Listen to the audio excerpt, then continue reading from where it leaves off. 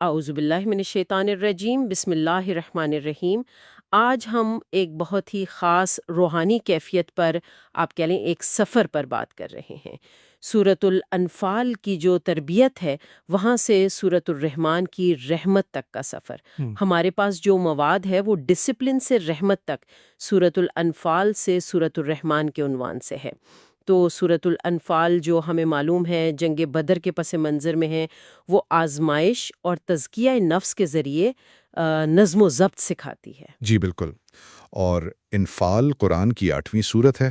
عدد 8 ابجد میں دیکھیں یا باطنی روایات میں تو یہ اکثر توازن کی ایک استحکام کی علامت ہوتا ہے، جیسے ایک مکمل دائرہ۔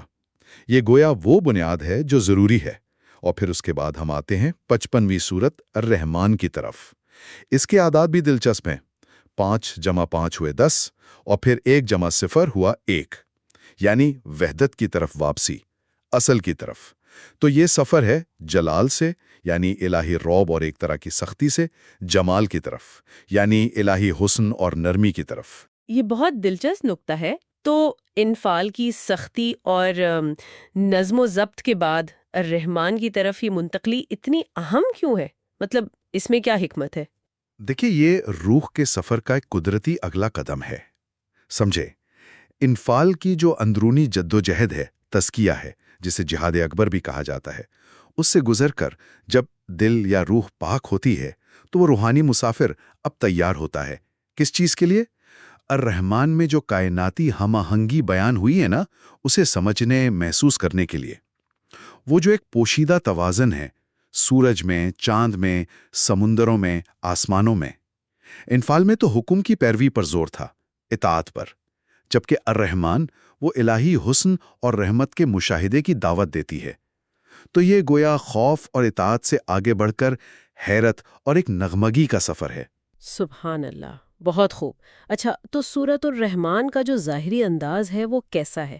اور وہ آیت جو ہم سب جانتے ہیں، بار بار دہرائی جاتی ہے، فَبِأَيِّ آلَاءِ رَبِّكُمَا تُكَذِّبَانِ، اس تکرار میں کیا خاص بات ہے؟ جی، ظاہری طور پر دیکھیں تو سورۃ الرحمن مکی دور کی ہے۔ انداز بہت شاعرانہ ہے، موسیقی ہے۔ اور یہ آیت، پس تم اے جن و انس اپنے رب کی کن کن نعمتوں کو جھٹلاؤ گے، یہ 31 مرتبہ آئی ہے۔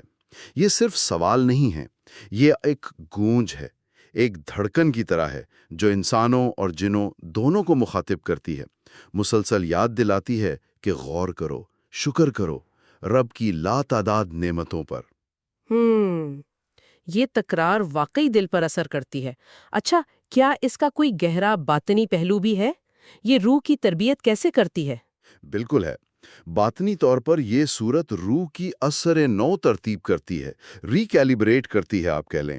انفال کی جدوجہد کے بعد یہ اندرونی دنیا میں ایک توازن لاتی ہے۔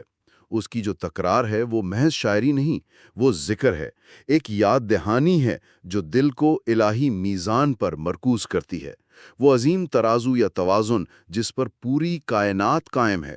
تو وہ جو نظم و ضبط سیکھا تھا، اب وہ گہرے ادراک اور معرفت میں بدل جاتا ہے۔ اچھا، تو یہ اندرونی توازن بحال کرنے کا عمل ہے۔ کیا سورت خود بھی اپنی ساخت میں، اپنے الفاظ کی ترتیب میں اسی طرح کے توازن یا مراحل کو ظاہر کرتی ہے جس سے یہ پیغام مزید واضح ہو؟ جی ہاں، بالکل۔ اگر اس میں غور کریں تو 5 بڑے حصے نظر آتے ہیں، جیسے سمندر کی لہریں ہوں جو رحمت کے مختلف پہلو سامنے لاتی ہیں۔ پہلا حصہ آیات 1 سے 13 تک رحمت کے نزول سے شروع ہوتا ہے، یعنی خود قرآن کا سکھایا جانا ہی سب سے بڑی رحمت ہے۔ الرحمن نے قرآن سکھایا۔ دوسرا حصہ آیات 14 سے 25 تک کائنات میں قائم توازن کو بیان کرتا ہے۔ آگ اور مٹی سے تخلیق، 2 مشرق 2 مغرب، سمندروں کا آپس میں نہ ملنا، یہ سب تخلیق کے جوڑے ہیں، الہی تناسب کی گواہی۔ جی۔ تیسرا حصہ آیات 26 سے 45 وہ فنا کی حقیقت اور احتساب کی یاد دہانی ہے۔ کل من علیہا فانین ویبقى وجہ ربک ذو الجلال والاکرام، ہر چیز فانی ہے سوائے رب کے چہرے کریم کے۔ اور یہاں انصاف اور حساب کتاب کو بھی رحمت کا ہی ایک پہلو دکھایا گیا ہے۔ اچھا۔ پھر چوتھا حصہ آیات 46 سے 61 ان لوگوں کے لیے جزا کے 2 باغات کا ذکر ہے جو دنیا میں اپنے رب کے سامنے کھڑے ہونے سے ڈرتے رہے۔ یہاں خوف اور حسن کا ایک خوبصورت امتزاج ہے۔ اور 5واں حصہ آیات 62 سے 78 وہ مزید قربت کے باغات کا بیان ہے، جو ہر قسم کی ثنائیت سے، ڈیویلٹی سے آگے بڑھ کر رب ذوالجلال والاکرام کی بارگاہ تک لے جاتے ہیں، جہاں پوری تخلیق کا نغمہ وحدت میں ڈھل جاتا ہے۔ ماشاءاللہ، کیا خوبصورت نقشہ کھینچا آپ نے۔ تو انفال سے رحمان تک کا یہ سفر، یہ تو گویا میدان جنگ کی سختی سے نکل کر رحمت کے باغ میں داخل ہونے جیسا ہے۔ حکم کی تعمیل سے شروع ہو کر کائنات کے نغمے کو سننے تک کا سفر۔ تو کیا یہ کہہ سکتے ہیں کہ انفال کا نظم و ضبط ہی ہمیں رحمان کی رحمت کی وسعت اور گہرائی کو صحیح معنوں میں سمجھنے اور اس کی قدر کرنے کے قابل بناتا ہے؟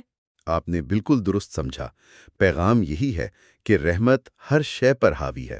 انفال وہ بنیاد فراہم کرتی ہے، وہ تیاری کرواتی ہے، اور پھر الرحمن ہمیں دعوت دیتی ہے کہ اس کائنات میں پھیلے ہوئے توازن، ہم آہنگی اور حسن کو دیکھو، سنو، محسوس کرو۔ اس کا آغاز ہی کتنا معنی خیز ہے۔ الرحمن علم القرآن خلق الانسان علمہ البیان۔ الرحمن نے قرآن سکھایا، انسان کو پیدا کیا اور اسے بیان سکھایا۔ یہ صرف پڑھنا نہیں، یہ سننا اور سمجھنا ہے، گہرائی میں اترنا ہے۔ جی، بہت خوب۔ اور آخر میں ہم اپنے سامعین کے لیے غور و فکر کا ایک نقطہ چھوڑ جاتے ہیں کہ جب ہم زندگی میں شدید محنت یا نظم و ضبط یا کسی مشکل دور سے گزرتے ہیں، تو اس کے بعد سورۃ الرحمن میں بیان کردہ کائنات کی اس عظیم رحمت، اس توازن اور اس حسن کو پہچاننا، یہ ہمارے نقطۂ نظر کو، ہماری روزمرہ کی جدوجہد کو دیکھنے کے انداز کو کیسے تبدیل کر سکتا ہے، اس پر ضرور غور کیجیے گا۔